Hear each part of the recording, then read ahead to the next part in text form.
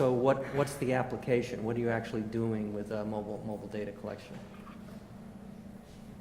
Well, we're using the mobile data collection in our DC and in our warehouse where we ship direct product and then we receive returns as well.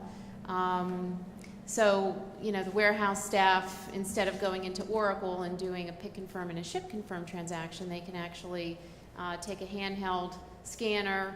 It goes actually, it's mounted on a picking cart, and then the warehouse personnel can go around, pick the orders, and then, you know, perform a ship confirm as well. So it really helps, you know, in the efficiencies in the warehouse. And interestingly, when we moved warehouses about 2 years ago, we were down on Clear Orbit for about 2 or 3 weeks while we were transitioning and revalidating and coming back up with Clear Orbit. And the DC folks were really pressing us hard to get back up and running on it very quickly because, of course, you hit the button and the labels come right out, and it's just very efficient. So that's the way we use it.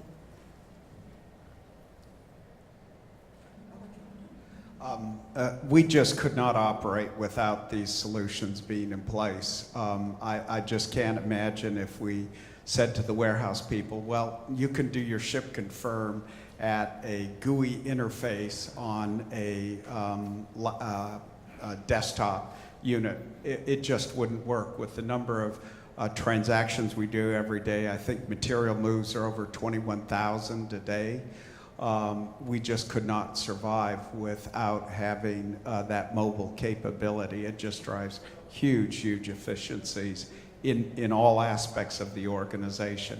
I think one of the things, and I'm not a shill for Clear Orbit, but one of the things that they say is they're automating the last yard or meter of, you know, whatever physical warehouse or manufacturing plant they're in, and it's really worked huge leverage for us by automating that last yard of the warehouse.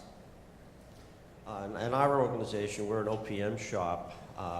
We primarily use it for the shipping process. And because we're OPM, we're not really a FIFO shipping process.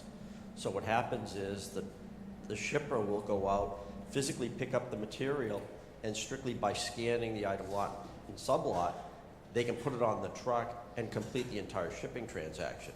It eliminates the pick, the ship confirm, and it makes it very convenient for them. Our shipping process was cut from a 10-minute process on the screens down to the point that when we went live in our second facility, they would not ship until Clear Orbit was. In some ways, you know, you look at a validated environment, you think that's a, you know, kind of prime opportunity to go after data collection and automate all these paper processes.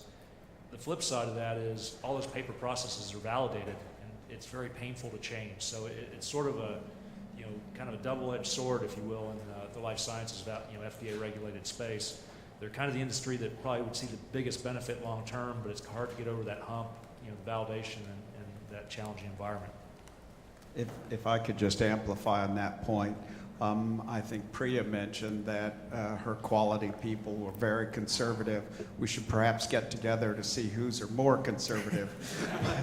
But I guarantee you ours are. And I'll just say, you know, once we got through the first couple, as Grant, you know, noted, it was pretty difficult. Once we got through the first two, they'd sort of gotten up to a level that quality felt very comfortable with every subsequent sort of enhancement and rollout because Take has demonstrated that they're very attuned to FDA requirements, and that's made a huge difference with our quality folks.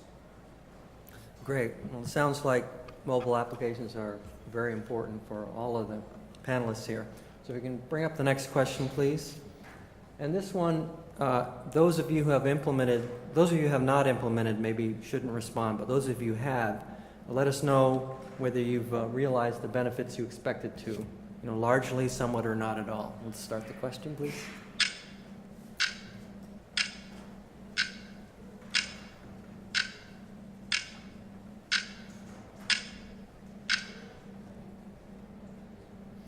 So it looks like from the answer that these solutions have been pretty effective for people. And I guess the panel here, you did talk a little bit about the impact it's had on your organization, but if there's anything you want to add about how it's helped your organization. Okay. Well, then, yeah, go ahead. I don't know why I'm going to customers up here. I'm going to say good things. You know, we're obviously involved in, you know, this industry and have been for a long time. I can tell you one of the biggest challenges is the justification of the projects. And I think working with Smiths, you know, there's lots of different ways people look at this thing, from a, you know, cost savings of labor, the efficiency so that my planning engines can work better. At the end of the day, we see it's a different answer for every organization and industry by industry of kind of how they're justifying these projects.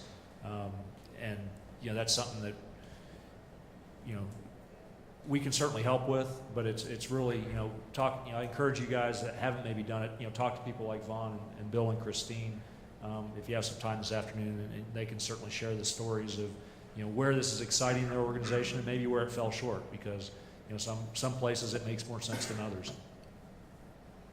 Great. So let's bring up the next question.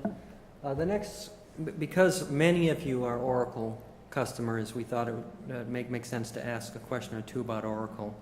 Basically, R12 is here, and how many of you, you know, when do you plan to go live?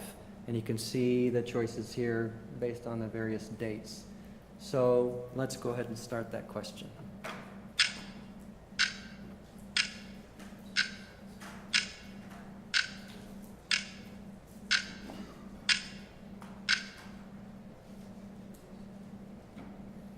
So a lot of people say, yes, we're going to get there, but not very soon. I guess I'd like to ask the panel where you're at in your journey, and if you are, and when you are upgrading, what's the main reason that you're upgrading, and what's kind of the biggest surprise? And maybe we'll go this way this time. We've started the process. We've got one instance that's already been migrated. The migration process is very time-consuming. Since we are OPM, we also run ASCP and production scheduling. So every time Oracle changes something, our whole timetable slips. We've been struggling to try and get a viable environment to start kicking the tires. And projections actually have it before the end of the year. So that'll get us in line with the 2012 plus.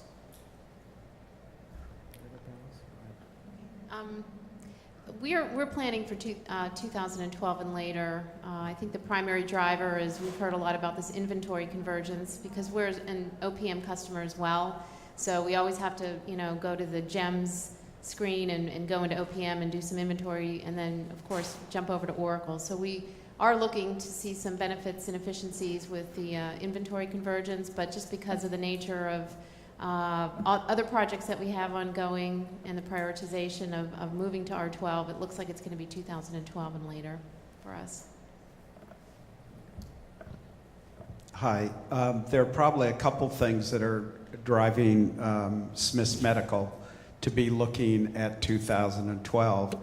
First, you know, the good news is we have that broad Oracle footprint.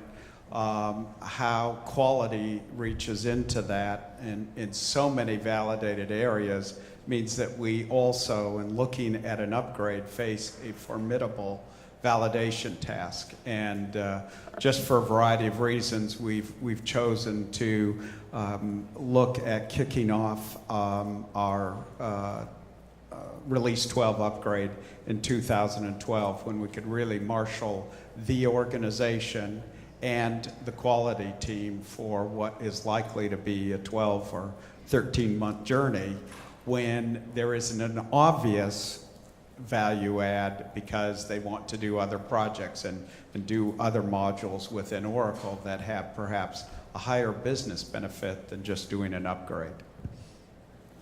We may have time for about one more question. Time for one more? Okay, can we go to the next question? This will be the last one. And it's basically, do you have a need for data collection and WMS when Oracle is down for maintenance? And a couple different choices on here, answers, and why don't we start the question?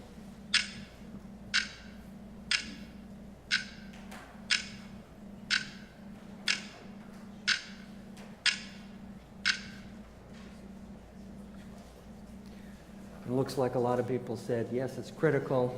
And for a few of you, it's not so important. Any comments from the panel here? Surprisingly, for me, it's not important at all. We are a 24 by 5 shop, so all of our maintenance is done off hours. Okay. Any other comments from the panel here?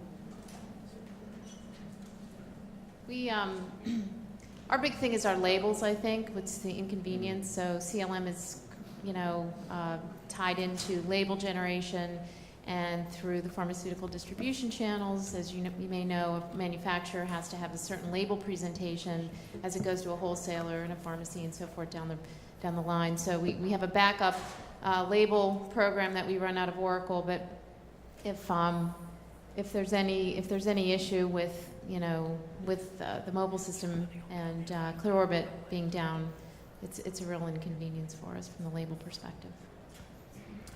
Sure. The facility that we just finished the raw material whip rollout for did have a 24 by 7 requirement, and it interestingly sort of drove two ways. One, it drove the Oracle maintenance window down, down, down. So we slimmed that down in order to enable the solution to continue to be up. And we eventually were able to drive the maintenance down to the point that the organization felt that for the 3 to 4 hours per week, they'd be able to handle that and be able to recover the data transactioning within the Take Solutions Clear Orbit product. So it wound kind of a different way just in terms of reducing the amount of maintenance time window for Oracle. I think that'll wrap up our panel. Let's thank them. Thank you very much.